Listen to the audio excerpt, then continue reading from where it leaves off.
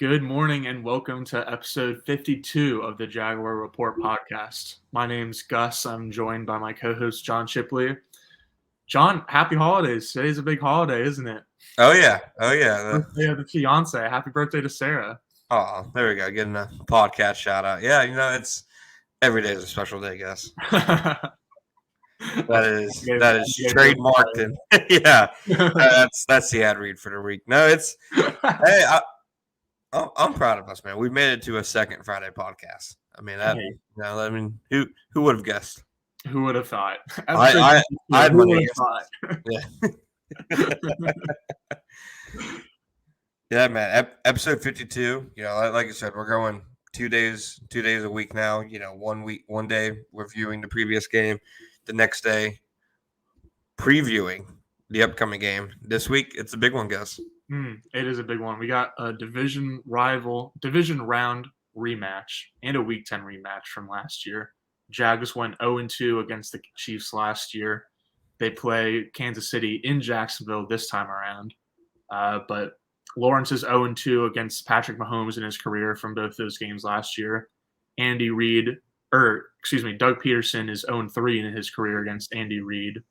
So we'll see if the tides will be able to turn a little bit now that the game will be in Jacksonville. And I think last I checked, there was a 75% chance of rain.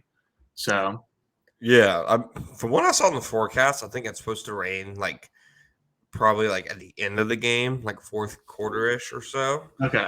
I mean, last year, 27-17 in Week 10, 27-20 in the divisional round.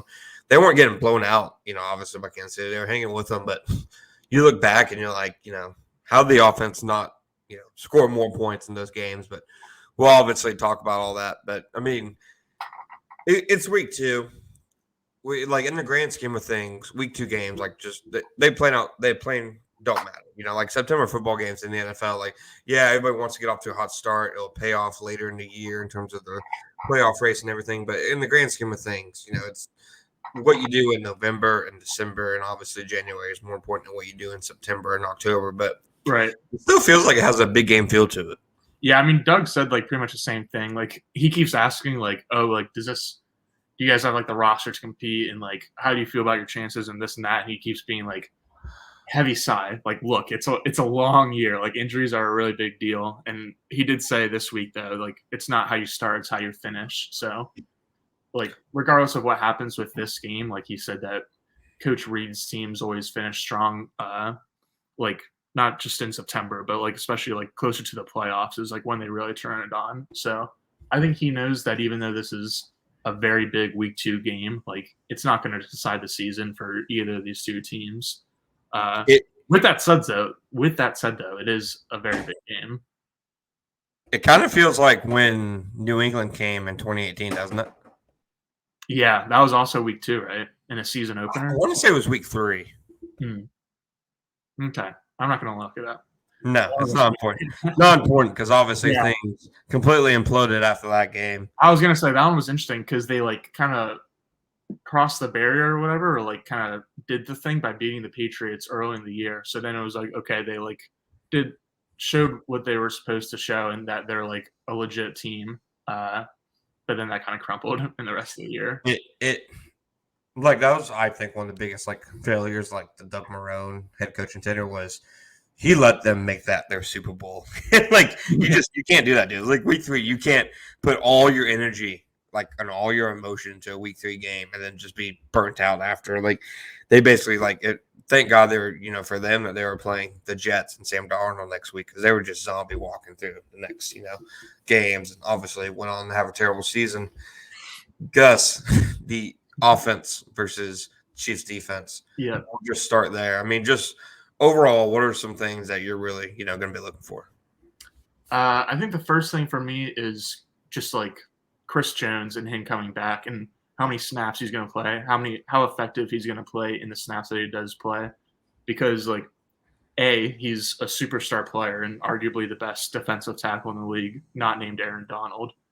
And B, the Jaguars' offensive weakness is in the interior of their offensive line. The tackles aren't a sure thing quite yet as they're still kind of getting some experience, but I have more overall confidence in the outside tackles than the center and both guard spots, especially with Sheriff going down with the ankle sprain in the season opener last week.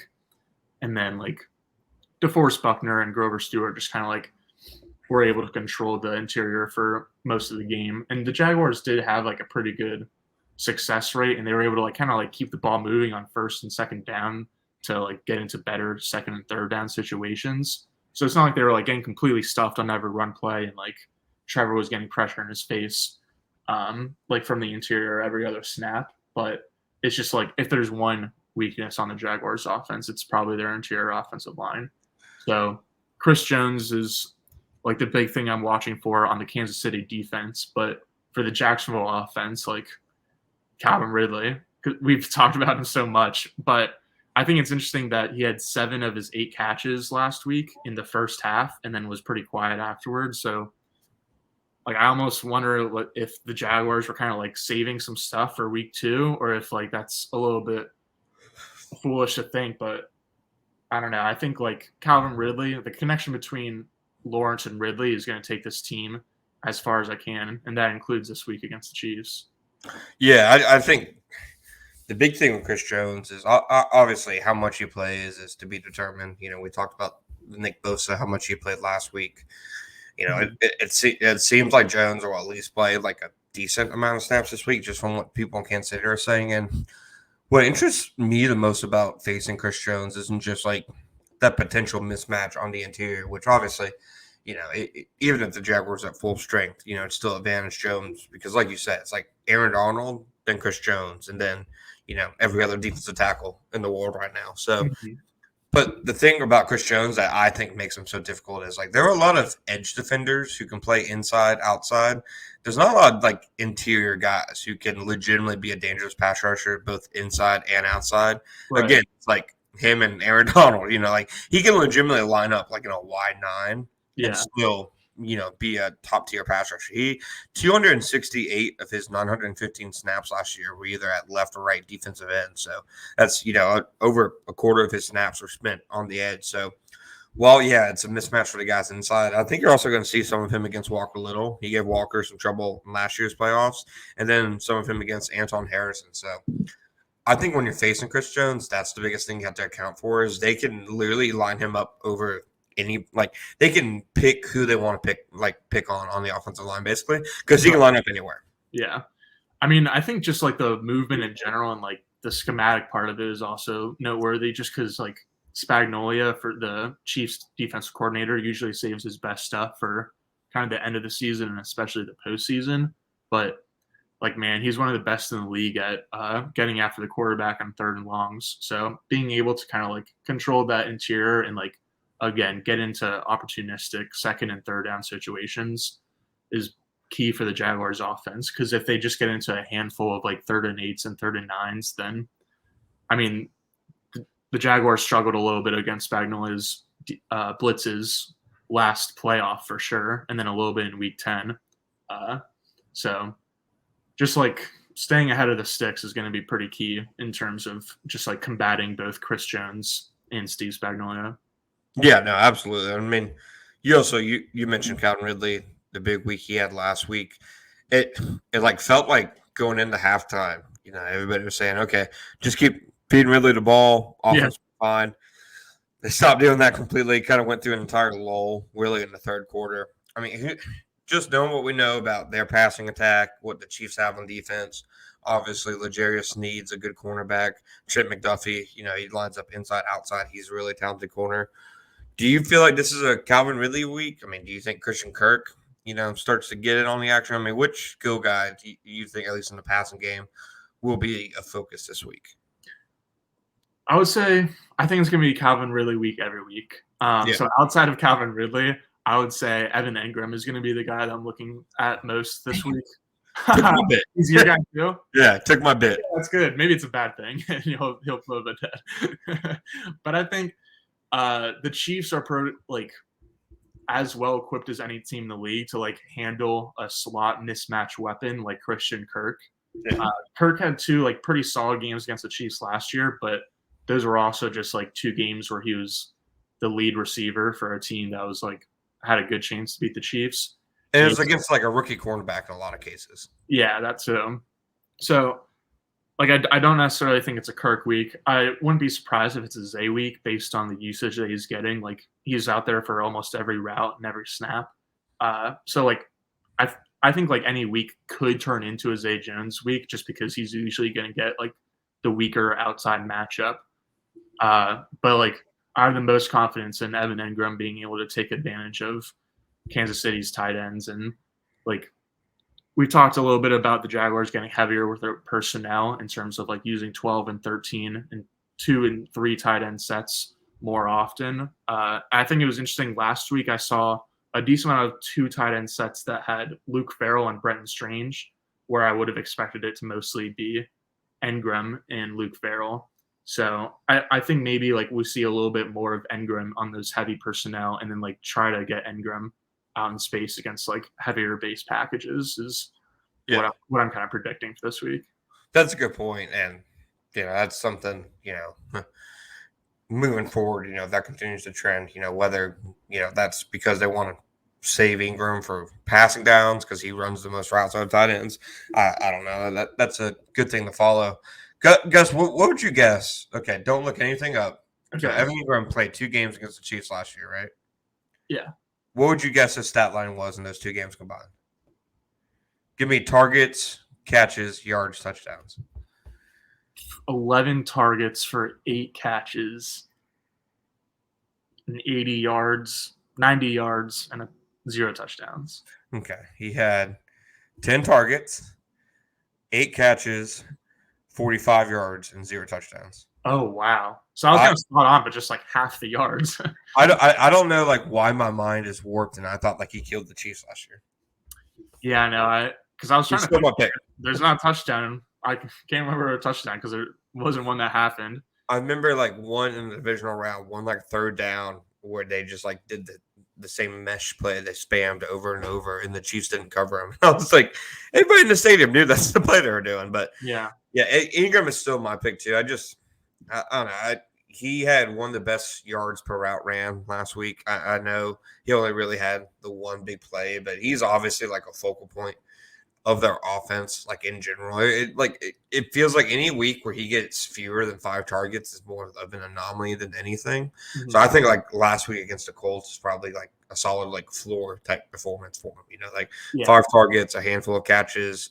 He'll get his design shot. So I think so too. I said earlier in the week in my mailbag, I didn't think this was going to be a Kirk week either. I mean, the Chiefs, you look at their defense, they're stronger in the middle than they are on the outside. The matchup advantages like they were last week will be on the outside for Calvin Ridley, Zay Jones, even Evan Ingram if you want to split him out there. So I'm with you. I definitely think that this is an Ingram or Ridley week, and people will once again ask next week, what's going on with Kirk, which I don't think anything's going on. It's just the way the cookie crumbles. Yeah. I mean, the whole receiver room is like pretty cool this offseason about being like, none of us care about stats at all. Like we just care about winning. So like now that's kind of happening. So it's not like anyone else should be caring about their stats. Yeah. Now it's actually happening. So we'll see. Yeah. No, I mean, the other guy I think is primed for a big week. I think a bigger week than any of the pass catchers maybe is ETN. I mean, I feel like if there's any player on the Jaguars like offensive roster outside of Ridley, who's a mismatch for pretty much every team that doesn't have like a Sauce Gardner or a Patrick Surtain or whatever, I think it's ETN, man. I don't think the Chiefs have the speed in the front 7 to run with him. Like Nick Bolton's on the field. Like that's an angle. I had his name in my head when I was thinking about Ingram too. So like. Yeah, I was thinking about whether like it's going to be a tank week or an ETN week, but it's like you said about Calvin, it's like it's never not really going to be an ETN week. Like Bigsby will get his a little bit, especially in the red zone. Like the Jaguars only had 3 red zone carries last week, and one of them was the Lawrence run, and then the other 2 were Bigsby. So that's a pretty tiny sample size. But even if Bigsby still like continues to quote unquote dominate the red zone snaps, like it's very much ETN's backfield. I agree with you that like I think Kansas City matches up like well against the Jaguars offense in some some facets, but not in terms of like matching Etienne's speed. I'm sure they'll be like trying to shut down perimeter runs as much as possible, kind of like the Colts were last week, and just trying to funnel everything inside to Chris Jones and Nick Bolton and more of their interior defenders. But yeah, like he had 18 carries last week, and he averaged Etienne 14.7 during his starts last year. And like, I don't know, the Jaguars were also losing at one point in the third quarter, so it was like pretty easy to see him getting like 20 touches a decent amount of weeks, and I think this could be a week for that. It was clear he was the workhorse. Like Tank, other than the short yard situations, either came in like for a snap here and there to give Etienne a breather, or he like the only possession that was like a Tank drive was the one where they went 3 and out with 3 straight Tank Bigsby runs. So that was like the one that was like right after a turnover, right? Yeah, so that was clearly just like, hey, like, look, we still trust you, rookie. Like, we still love you. Yeah. So Etienne last year against the Colts, 21 carries, 107 yards, and a touchdown. He went 10 for 62 for a touchdown in the playoffs. Caught all six of his targets against them in both games. So they obviously got him involved a little bit in the screen game. It was interesting in the playoffs. He only played 26 snaps in that game. He only played 43% of the snaps, and it felt like a lot of it was like game script, like. They were in passing, like they basically abandoned the running game, like halfway through the game. And JaMycal Hasty was their passing, like down back last year. Like they just clearly trusted him more as a pass protector. With him now inactive and, the number 4 back, I'm interested to see, do they lean on Etienne, more against this team if they have to start coming out and firing? And then I guess that's my next question for you. Just based on, what we know about this offense, what they need to work on, the kinks that we saw last week, do you think they have the ability and the firepower to keep up with the Chiefs if this turns into a shootout? Yes, but that's almost like that. My answer is like more based on the Kansas City offense than the Jacksonville offense, because like honestly, like at this point in time, from like today to Sunday, just in week 2, I feel like the Jaguars offense is like has more potential, just because we haven't seen Travis Kelce play this year, and seems likely to play on Sunday, but isn't like for sure. So even if he does play, it's kind of a similar question with Chris Jones, is like, how effective is he really going to be? And then like we saw in the season opener on Thursday Night Football, like Kadarius Toney, as much as he eviscerated the Jaguars last year, he looked pretty brutal in week 1 for the Chiefs this year. And then like Sky Moore clearly isn't like the guy that they want him to be. I do like Rashee Rice, but like he's going to be playing in his second NFL game on Sunday. So like, maybe I'm wrong, but like there like people are asking like players in the locker room this week, like, oh, do you expect it to be like a shootout, and are you like excited about that? Like, I don't know. I don't think it would be a low scoring game, but I'm not expecting it to like get into the 30s either, honestly. Yeah, I think like 20s to 20s. Right, yeah. Just because like Mahomes, since like the Super Bowl loss to the Bucs, like kind of like learned his lesson of like playing less backyard football and just like taking checkdowns, checking easy completions, basically just taking what the defense is giving him. So then now that like results in maybe not as many like shootouts as when he had Tyreek Hill and was like launching it deep, but the Chiefs are like a more efficient and effective offense, even if they're not putting up 30 every week now. But the Jaguars are kind of doing something similar, where Lawrence kind of has learned the same lesson, I think, where he spent the first year or 2 of his career like testing NFL windows, seeing like what he could and couldn't get away with. And then starting after the Broncos game last year, he was like really doing a good job of just taking what the defense gives them, which is just so much easier said than done. But like that'll be a pretty cool just like matchup this week. Is like obviously we have 2 elite quarterbacks in Patrick Mahomes and Trevor Lawrence facing off, but they're both just like so difficult to defend because they always just take what the defense gives them. And so like seeing like which one of them like makes a mistake first kind of will be interesting to see. Did you see that tweet yesterday where dude was like, if the NFL banned too high safety defense, it'd be a better product.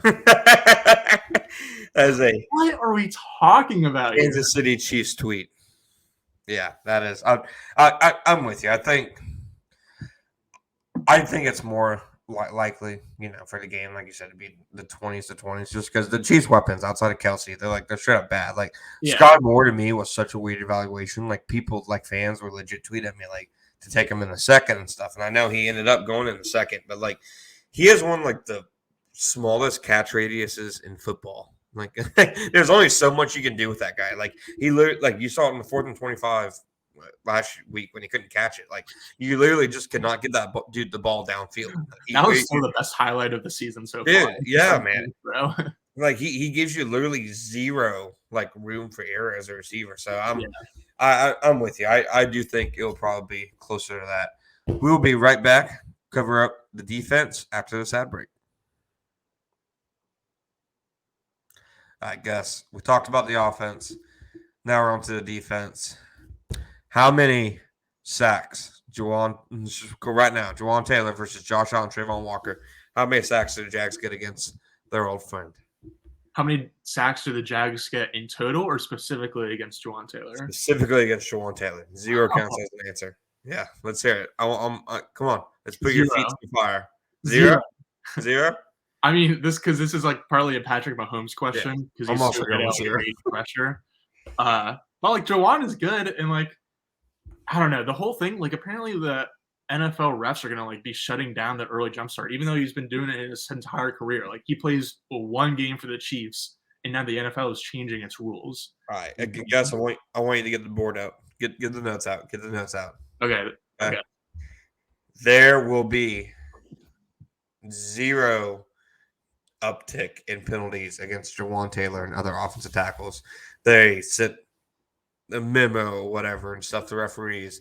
I don't think it'll actually be called, and they're just doing this to appease people after Chris Collinsworth lost his crap. Yeah, I agree with you in general, but I kind of feel like I'm expecting just like one single call on Jawan to be like, okay, like we checked that box, like we did it. He's been warned. Like now, like I don't know. Doesn't happen. I wouldn't be surprised either if there was 0 penalties, but like just personally, I kind of think it'd be funny if there was like one penalty and then like he just kept doing it throughout the game and then they didn't penalize him again. It's funny because like he's coming back to a place where he literally did that like more than anywhere else, but now he has to do it with crowd noise. And that, like I saw him do an interview yesterday, and he made a good point. Like it's literally just being comfortable with the quarterback's cadence. Like he knows when he's going to say hike, when the ball's going to be hiked, and stuff like that. So I mean, overall, Jaguars pass rush versus the Chiefs offensive line. I mean, how do you feel about that matchup? Because I know, obviously Allen and Walker combined, for 8 pressures, 4 sacks, 4 tackles for loss. Good game, especially on paper. But, if you look at a lot of like pass protection metrics and stuff, the Colts were one of the best teams last week. So, yeah, I think a lot of that had to do with the offense the Colts were playing. Yeah. But also, it didn't feel like the Jags like were having some dominant pass rush. In like I feel like any time that like Richardson like didn't throw to his, because I feel like a lot of like Richardson plays were like first read, maybe a second read, check down or scramble. So they like had a pretty basic playbook for him in week 1, as you kind of alluded to. And like I feel like any time that he like didn't get to his check down or start scrambling pretty quickly and like held onto the ball like just for a second too long, then like pressure was coming. And so it was just like that didn't really happen a lot because a lot of times he did just either throw his first read or get out a check down or a scramble. But fair. I kind of think that like the Chiefs offensive line is almost opposite the Jags, where like their strength is in the interior because they've got like 3 basically Pro Bowl players up front. Or did Creed Humphrey get injured, or am I thinking of someone else? I don't believe so. Okay, so the center I haven't seen him on the injury report. But like Jawan is good, but like not as good as like the 3 guys in the interior. Because right guard Trey Smith was a Pro Bowler in his rookie season 2 years ago, I believe. And then Creed Humphrey is a center, and he's like a top 5 center in the league. And then you got Joe Tooney at left guard, who's, when he went to Kansas City, became the highest paid guard in football. And at this point, he's still one of the higher paid guards and one of the best guards. But then at left tackle, like, are they starting Donovan Smith? Mm-hmm. Yeah. So Josh Allen, step right up. Let's see what you worked on from last year. Like he looked so good in week 1, and like was like truly like effective on every single snap, or just like had good down to down consistency. And that's what he said he wanted to work on this year, was just like being more consistent, because we've seen plenty of flashes through his first 4 seasons. So if Josh Allen can put together like a full good game like he did in week 1 this week against the Chiefs, and against like the weakest link of their offensive line, which is probably Donovan Smith at left tackle, then Yeah. I think that's kind of the key for the Jaguars. Yeah, I'm with you. I think that's like the mismatch for the Jaguars right there is Donovan Smith at left tackle. Like, Donovan Smith has had a really good NFL career, but I can literally remember watching him at Penn State and being like, how is this dude going to start at left tackle in the NFL? And it's finally, the chickens have come home to roost. Like, after a decade plus as a Super Bowl champion left tackle. You've been waiting this whole time. Yeah, that's right. That's right.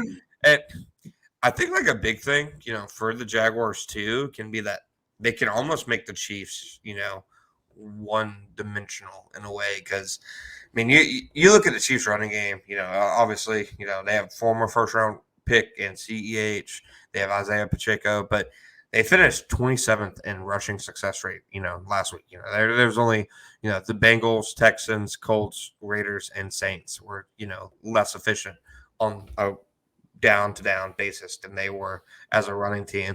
I think if the Jaguars can do like they did with the Colts last week and kind of just shut them down on early downs and force them into these obvious passing situations, that's where you can kind of hope the defense can start to make plays. Because, like you said, obviously it sounds funny, like force Patrick Mahomes to pass. Doesn't really sound like a strategy, but force Sky Moore to make a play is kind of another way to say it. Right. Like, Mahomes will be like get the first down pretty much every time, but like it's just like a game of inches, or like a game of like a couple of plays when you play the Chiefs. Like, you need a couple small things to go your way. So like, yeah, it would be great if they could hold them to a 19% success rate on the ground like they did to the Colts last week. But like, if you just get Mahomes into like enough third and longs, then like there's a chance he completes all of them because it's Mahomes. But like, there's a better chance that like there's like an incompletion to Sky Moore, or like Josh Allen does end up beating Donovan Smith on the edge and like forces Mahomes to throw it before he wants to, et cetera, et cetera. So just like trying to get into those third and long situations, I agree, is pretty key to hope you get away with 1 or 2 stops.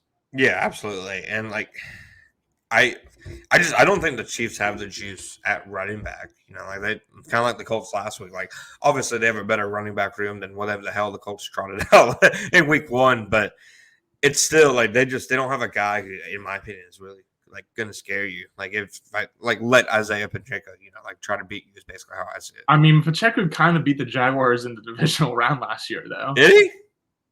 I mean, him and Henny combined, that 198-yard drive or whatever, though, like that, like I would say Pacheco did more heavy lifting than Henny did. Yeah, what a good run. Yeah, like I'm not saying like I'm like he scares me or anything like that, but like I would say he's like a tier above Evan Hull for the Colts. You love him. He's your guy. I do like Pacheco. Yeah. He's fun. He reminds me of Adrian Peterson, like with like the head bob, but obviously he's very close to. Put it on the board. The Jaguars are playing Jim Brown this weekend. All right. No, I mean, again, I agree that like no one scares me, but like Pacheco is like was clearly like what they're looking for, and just like keep turning those legs. Like, he's like their version of like Tank Bigsby, just like get the yards that they want in between the tackles when it's a little bit of tough sledding, because like their first round pick, Travis Etienne / CEH, is more of a outside guy. How much better is he than Alex Madison? Slightly. Madison's not good. No, he's not. He sucks. Neither of them are. Yeah. It feels like it's offenses that just want their running backs to be like acceptable, like don't be the worst player on the field. And I get what you're putting down. I get, but I guess my view more so is like if he's beating them, then it just like the defense, 1, either isn't good, or 2, it's not their day, or 3, a combination of both. Yeah, or like maybe like you're letting Pacheco beat you because you're like having more resources in the secondary and kind of like bringing guys out of the box just because you're so scared of Mahomes. But that'd be a little bit of an interesting strategy because, again, like it doesn't sound like forcing Mahomes to pass is a good strategy, but it could be.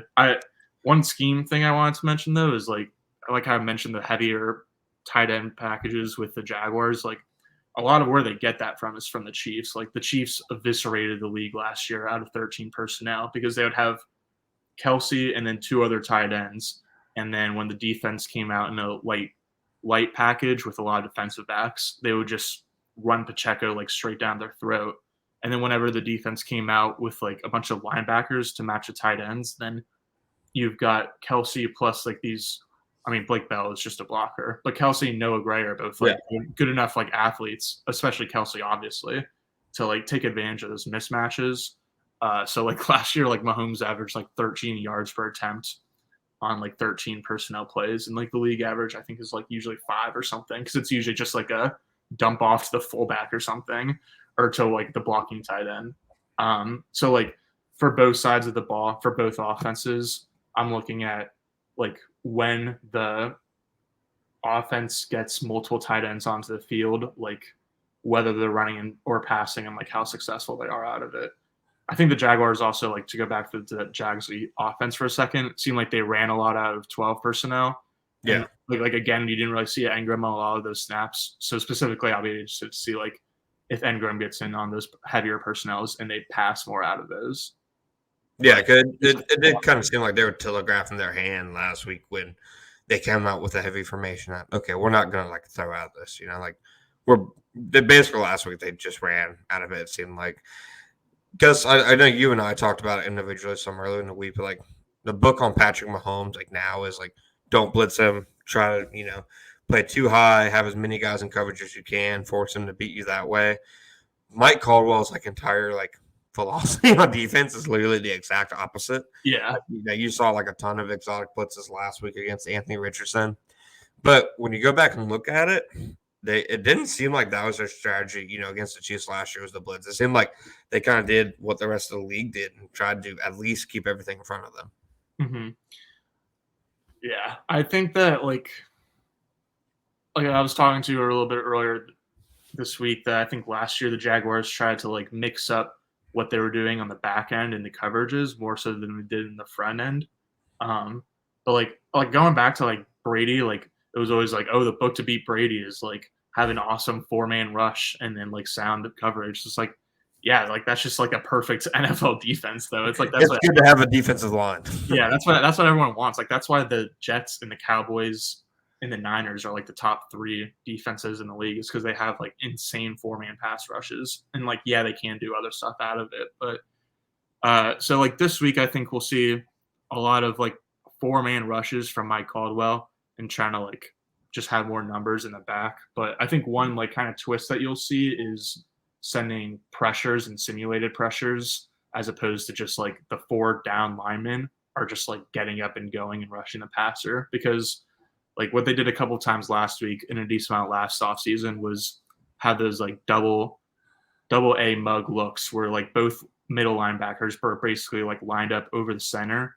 And essentially, even if it's not like double A mug, you just like have a bunch of people up on the line of scrimmage so that the offense is like, all right, well, there's like 8 different people who could be rushing the passer here, and we got to like kind of sort out which one it could be. And then the Jaguars will end up like dropping some linebackers, maybe like a Josh Allen or a Trayvon Walker too.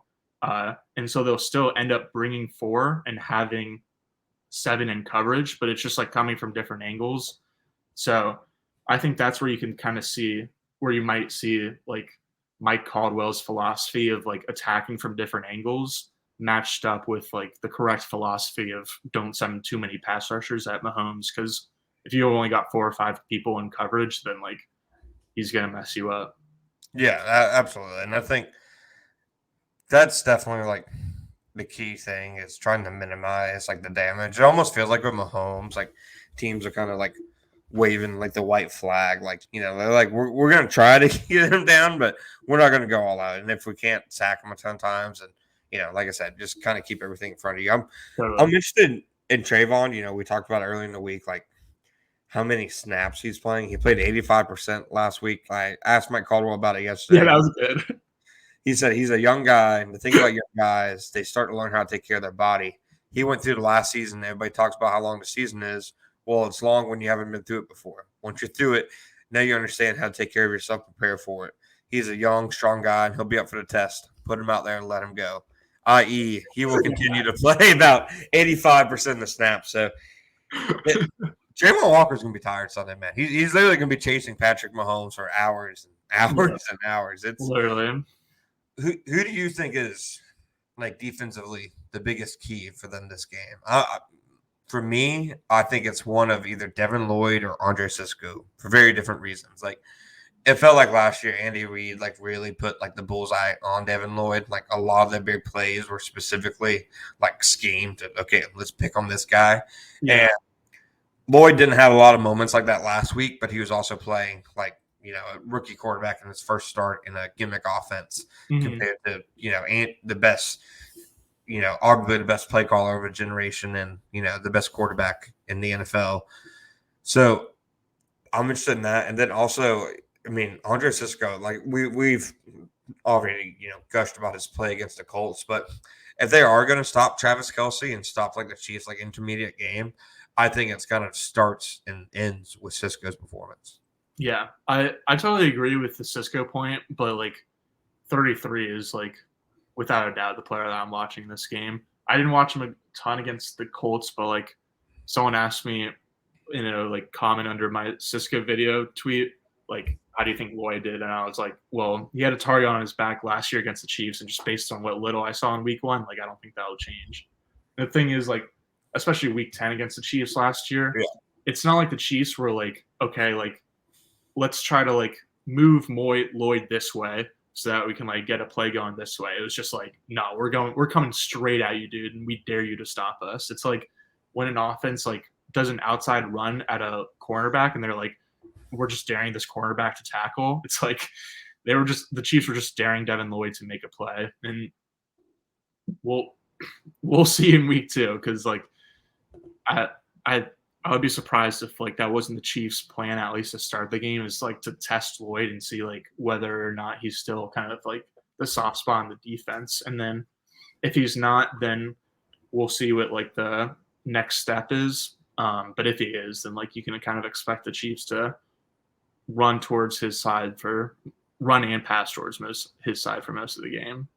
Yeah, I mean the Chiefs game is what got Devin Lloyd benched last year. I mean, you look at Chad Newman's snap counts last year, and it's a bunch of like 2%, 4%, 5%. Then you get the week 10 against the Chiefs, 40% that week, 100% the next week, and then 76% the next week. So like that's the game that they were like finally like, all right, like get off the field, sit down, decompress, and we'll re-examine it after because it definitely, last year he was definitely the target. So I'm interested to see, really how that goes because it's not even as simple as okay, for like have your best inside linebacker take care of it because I mean Fourier is not like the kind of linebacker who's like just gonna run with Kelce. Like he's not. Last week was a great Fourier game, and like teams like the Colts, that's like where you're gonna see Fourier. You love to that, man. It was a great Fourier game, wasn't it? Yeah. I mean, I think that like games like that where you're going to see him shine. You see games like this one where they have like strong pass catchers in the middle. Like I that's where they need Devin Lloyd to take that step in. Until he does, but it's what you're looking for too. It's like they want him to be this guy who can like use his pterodactyl arms to like shut down passing lanes and then be able to like use some of that athleticism off the edge in like blitz packages. And so it'll be interesting to see like with those like 4-man creeper simulated pressure rushes, like maybe we'll see Lloyd get 1 or 2 opportunities to rush the passer because maybe he did last week, but I don't remember off the top of my head like him or even like a safety or a cornerback kind of coming off the edge. Yeah, Lloyd blitzed like 6 or 7 times. I think they were almost all like right up the gut. Almost all what? Like right up the gut. Yeah. Like right up the middle. Yeah.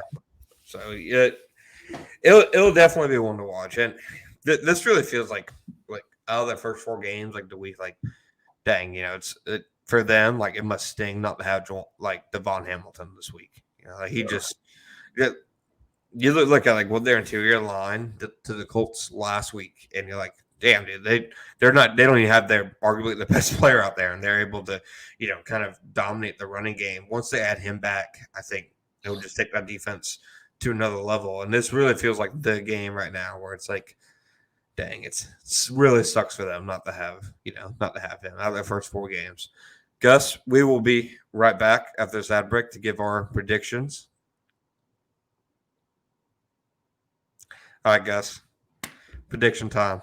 We both went 1-0 last week with our game prediction. We also got some props. Why don't you kick us off? Okay, I'll go.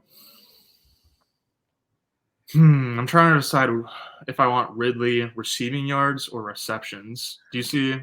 Yeah. What? So I'll give you mine. I got the over 51.5. I bet the mortgage on the over. Okay. Calvin Ridley 70.5 receiving yards. I got over. Okay. Yeah, I think he's going to get near 100, if not more than that. Smash that. Okay. Patrick Mahomes 298.5 passing yards. Over, because I think I'm gonna throw it like 45 times. Yeah. Come on, don't look at me like that. Like it's surprising to think Patrick Mahomes will throw for 300 yards, and then Evan Ingram 40.5 receiving yards over.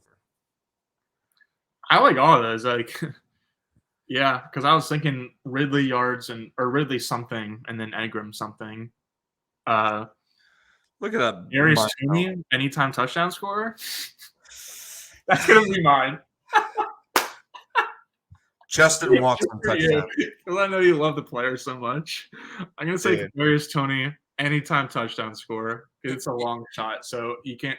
No one can get mad if I'm wrong. But I did predict Calvin Ridley first touchdown scorer last week, so we'll see how high I can get. It pisses me off so much because I'm so right, and everybody knows I'm right, and I know I'm right, and then just at the worst and like they're facing the damn Jaguars. Yeah, that's when he'll have his impressive play of the season. He has the best 30-yard performances of any receiver in recent NFL history. I'll give you that. I think for Toney, it's definitely one of those cases where it's like, yeah, we gave him a decent amount of like trade capital for him, so like we're not gonna like have him be a non-existent part of the offense anytime soon. What'd they give up for him? I want to say it was a second, but maybe it was a third. There's no way it was a second. Even a third, man. Yeah. Yikes. He would not still be with the Jaguars if they drafted him. I could say that with supreme confidence. Even if he is like not a good football player, he's like easily the most explosive guy, and so like for that reason, he'll keep getting run too. Like they still have MVS, even though McCole Hardman was like their best deep threat. So Toney is like less of like a true burner deep threat, but like I feel like Toney is like still better equipped to do like all of their orbit motion BS than like Sky Moore is. So I think you'll like continue to see like snaps and like just based on your take on him and then what he did against the Jaguars last year. Poor Andy Reid, dude. So I want to draw this up for Kadarius Toney or Sky Moore. Hey, that is dude. Yeah. All right. Give me, before we get into game predictions, you have any hot takes about the game? I'll go ahead and give you one. Chris Jones, 0 sacks. Put it on the board. Book it. Okay. Let me write it down. Chris Jones, 0 sacks. If he gets 10 pressures and 0 sacks, I will not be added.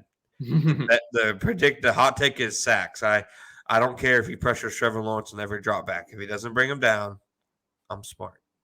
Okay. And then you also have Ingram, Ridley, and Mahomes all over their respective yards and over 51.5 points. I'm less invested in those points, but yes. Yeah, that's fair. Because we did say we'll be in like in the 20s probably. So I get what you mean. Yeah. I mean, yeah, I was thinking Ingram and Ridley coming into it. I'll add the Kadarius Toney thing. Anytime touchdown scorer. You're mad at me for being bulky bold. That's the Toney thing. That's the Toney thing. By the way, the poll 91-9. How 9 people voted for that hack job of a poll? I'm sure. I'm sure they're all pity votes, or at least that's what I think. Yeah. So, I'm still, I believe, 4-0 in polls against you. You'll win one. We'll do a poll where it's like babies or tuberculosis, and you can have the babies. If you lose that one, I got nothing for you. Man. Crazy. It's if you lose that one, I got nothing for you. I've put up with so much stuff.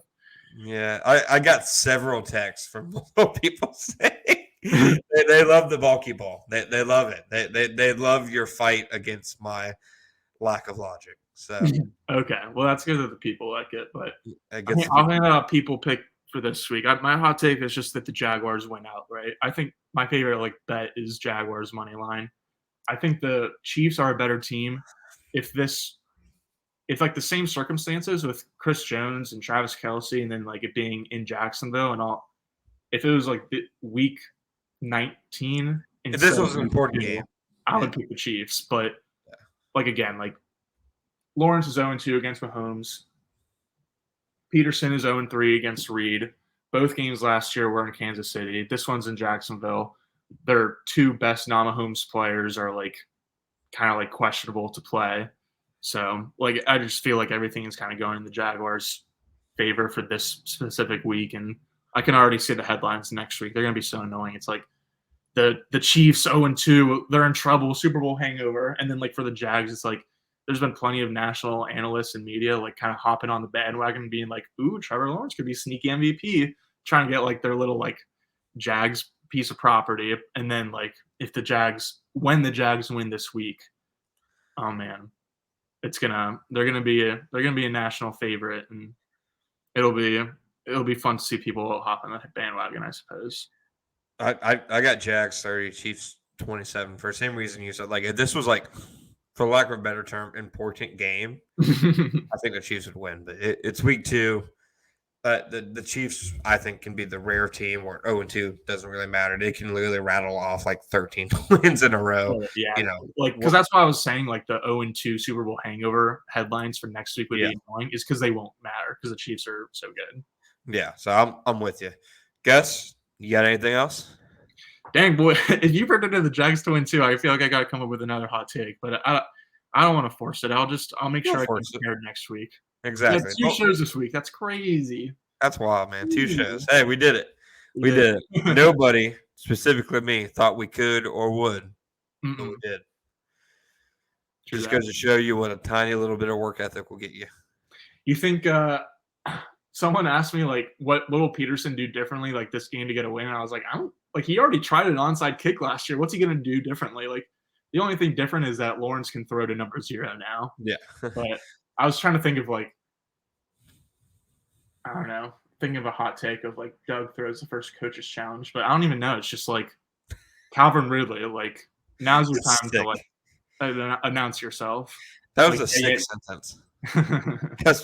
Doug Peterson throws the first coach's challenge.